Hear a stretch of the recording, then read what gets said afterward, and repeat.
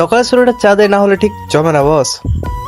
তো হ্যালো আশা বন্ধুরা, কেমন আছো? পাখিটা এসেছিল, এসে এখানে বসেও ছিল, তো কিছুক্ষণ পর ওইখানে চলে গেছে, আবার পালিয়ে গেছে, উড়ে গেছে ডাকার পরে। কিন্তু ওখানে মা গেছিল, মা ডাকছিল অনেকক্ষণ ধরে, তাও পাখিটা সারাও দিচ্ছিল কিন্তু আসছিল না, মোটি গাছ থেকে নামতে নামেনি পাখিটা। এইবারে কি হয়েছে কে জানে, নাহলে অন্যবার পাখিটা নেমে যায়, এক সপ্তাহ 2 সপ্তাহ পর দেখা দেয়, বা একদিন 2 দিন পর দেখা দেয় নেমে যায়, কিন্তু এইবারে মুটি নামতে নামেনি পাখিটা।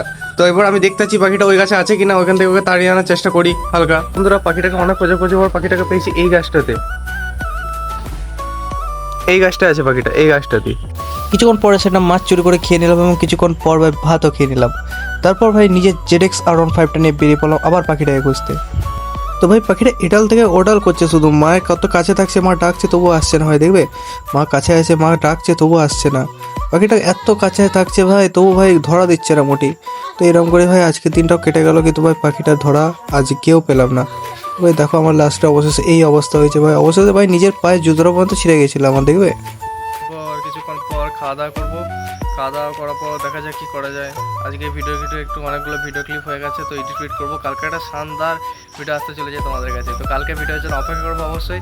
আর সাপোর্ট করার জন্য অবশ্যই আমার চ্যানেলটা সাবস্ক্রাইব করে দেবে, আর ভিডিওটা ভালো লাগলে অবশ্যই তোমরা লাইক করে দেবে।